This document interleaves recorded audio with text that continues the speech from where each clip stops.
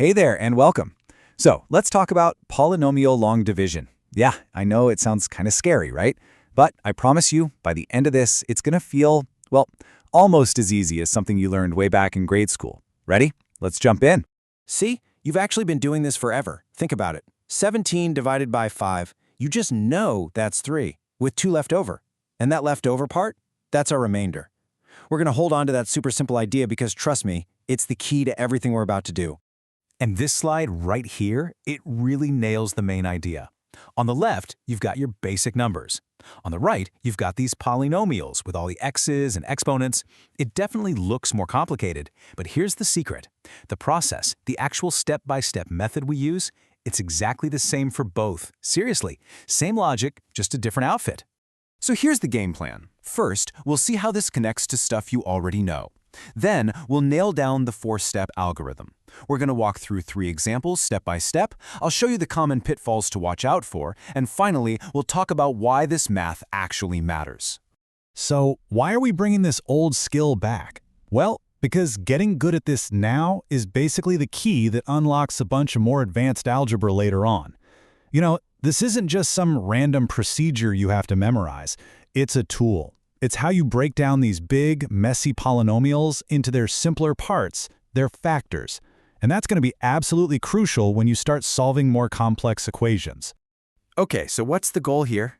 It's super simple. Every single time we're on the hunt for just 2 things. We need the quotient, that's the main answer, and the remainder, what's left over, that's it. Find the quotient, find the remainder, and you've solved the problem. All right, let's get to the good stuff. This is the engine that makes the whole thing work. It's a simple 4-step cycle. You just repeat it over and over and over until you're done. Think of it like your personal toolkit for polynomial division. Once you know these 4 steps, you can solve any of these problems. Okay, here they are. This is your new mantra. Divide, multiply, subtract, bring down. Let's say it again. Divide, multiply, subtract, bring down. Step 1, divide. You take the very first term on the inside and divide it by the very first term on the outside. Simple. Step 2, multiply. Whatever answer you just got, you multiply it by the entire thing you're dividing by. Step 3, subtract. You take that result and subtract it from the line above. And finally, step 4, bring down the next term from the original polynomial. And that's it. Then you just start the cycle all over again. Come on, let's actually see how this works. Okay, now for the fun part. Let's actually put this algorithm to work. We're going to go through 3 examples together. We'll start with a nice, easy one, and then work our way up to a trickier one that has a little catch you need to look out for. Okay, example number 1. We've got x squared plus 5x plus 6, and we're dividing it by x plus 2. Let's just follow our steps. Step 1, divide. We look at the first term inside, x squared, and divide it by the first term outside, x. So x squared divided by x, that's just x. So we write that x right up on top. Step 2, multiply. We take the x we just wrote and we multiply it by that whole divisor, the x plus 2. X times x plus 2 gives us x squared plus 2x, and we write that right underneath. Step 3, subtract. So we subtract. X squared minus x squared is 0, gone. 5x minus 2x leaves us with 3x. Step 4, bring down. We just bring down that next piece, the plus 6, and boom, one cycle is done. What we have left is 3x plus 6. So what do we do now? We start the whole cycle over again, but this time with 3x plus 6. Step 1, divide. Our new first term is 3x. We divide that by the first term outside, which is still x. 3x divided by x is just a positive 3, so we write plus 3 up top. Step 2, multiply. We take that 3 and multiply it by our divisor, x plus 2. That gives us 3x plus 6. Step 3, subtract. And look at that. 3x minus 3x is 0. 6 minus 6 is 0. Our remainder is a big fat 0. And you know what? A 0 remainder is awesome. It's a huge clue. It tells us that x plus 2 divides in perfectly. It means x plus 2 is a factor of the original polynomial. That's a big deal. Okay, on to example 2. Let's see what happens when we don't get a remainder of 0. All right, first cycle. Here we go. Divide 2x squared by x, that gives us 2x. Multiply that 2x by x plus 4, and we get 2x squared plus 8x.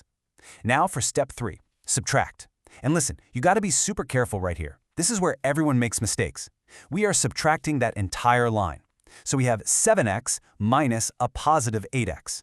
That gives us negative x. Step 4, bring down the plus 3. So now we're looking at negative x plus 3, and we're ready to loop again. Okay, second loop. We divide negative x by x, which gives us negative 1. Write that up top.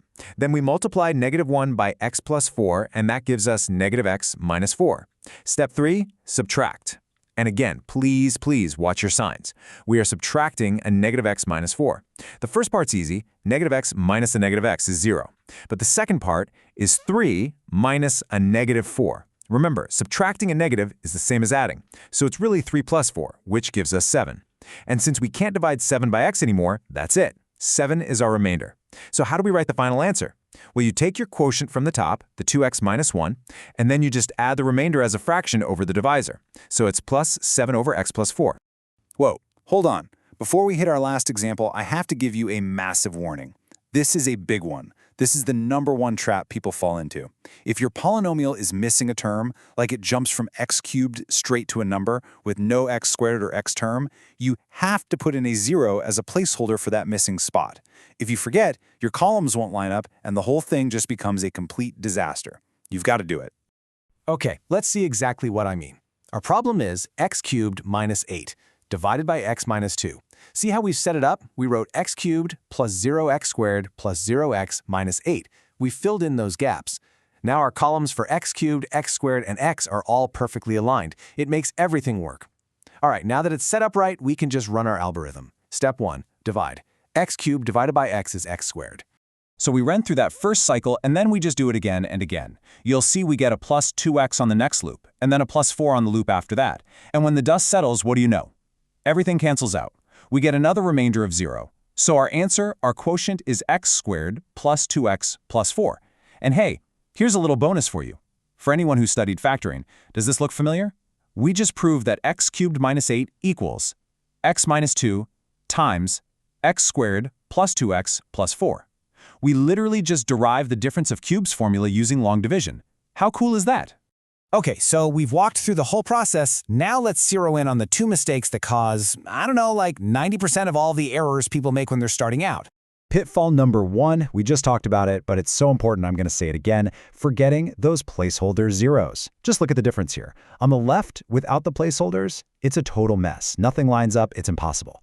But on the right, with the zeros in there, it's clean, it's organized, it's ready to go. You have to use them every time. And now for pitfall #2. This is it. This is the big one. This is the subtraction step. When you go to subtract that line of math, you're not just subtracting the first term. You are subtracting the entire thing.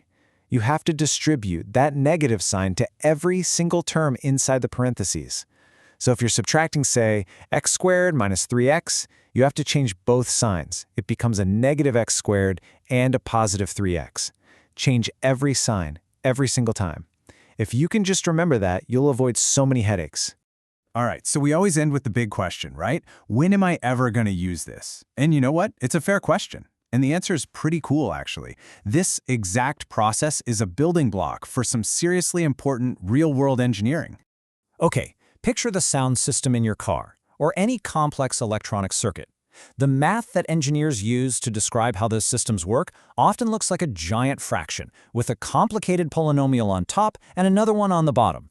Now, to make sure that circuit is stable, to make sure it's not going to suddenly start making some awful screeching noise or just totally fail, they have to simplify that fraction. And guess what one of their main tools for doing that is? Yep, polynomial long division. It lets them break down that complex math into something simpler to make sure all the systems we use every day, from our phones to control systems and robots, are stable and do what they're supposed to do.